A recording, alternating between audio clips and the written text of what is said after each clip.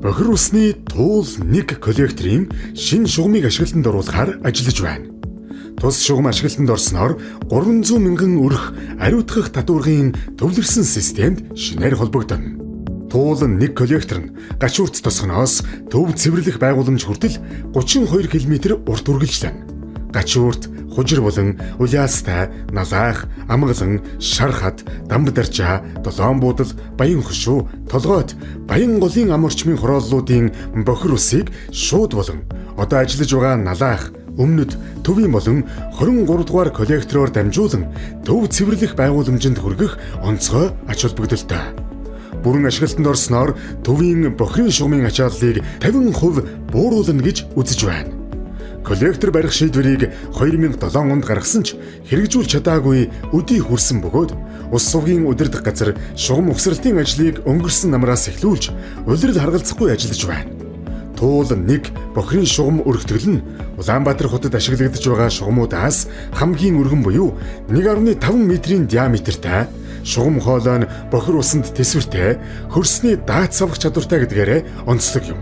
Туулны коллекторын өөрөх нь үндсэн зорилго бол Улаанбаатар хотыг зүүнээс баруун тийш чиглэн барилгажих барилга байгууламжуудын ариутгах татваргын бохирын гол шугам гэж тооцогдож байгаа магистрат шугам байгаа. Усуугийн удирдах газар эргэжил гэхэд 10.8 км газрыг туулны коллекторыг угсралтын ажлыг хийж дуусгах ёстой. За цаана нь бас 10 гаруй км дээр дандаа юм тасарсан шугамуд байгаа. Энийг бас бүрэн шинжлэх ажлыг бид нар 27-28 онд хийж за ингээд туулны коллекторын 1-р шатны бүтээн байгуулалтын ажлыг 28 онд бүрэн хүлээж авахар байгаа.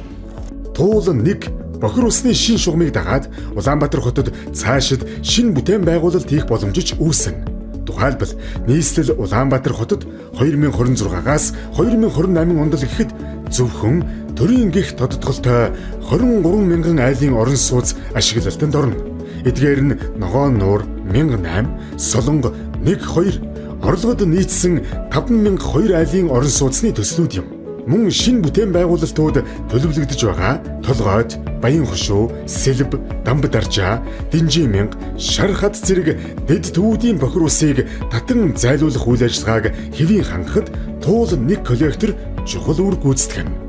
Улаанбаатар хотын гэр ороолын хойтлын айл өрхүүд босоо шугамд холбогдно. Босоо шугам нь туул нэгт холбогдож одоо барилгажихын үндсэн процессыг хамгийн их өдөөж өгөх зүйл бол энэ туул нэг коллектор юм аа. Туул нэг коллекторын трасс дагууд 79 нэгж талбар өртөж одоогоор 25 нэгж талбарыг чөлөөлөд байна. Энэ оны 2-3 дугаар улиралд газар чөлөөлөх ажлыг үргэлжлүүлэн зохион байгуулж шугам угсралтыг богино хугацаанд хийж дуусгахаар төлөвлөж байна. Иймээс иргэд аж ахуй нэгжүүдийг туул нэг коллекторын шугам угсралтын ажлын явцын талаарх мэдээллийг бүрэн авч хамтран ажиллахыг ус сувгийн удирдах газраас уриалж байна.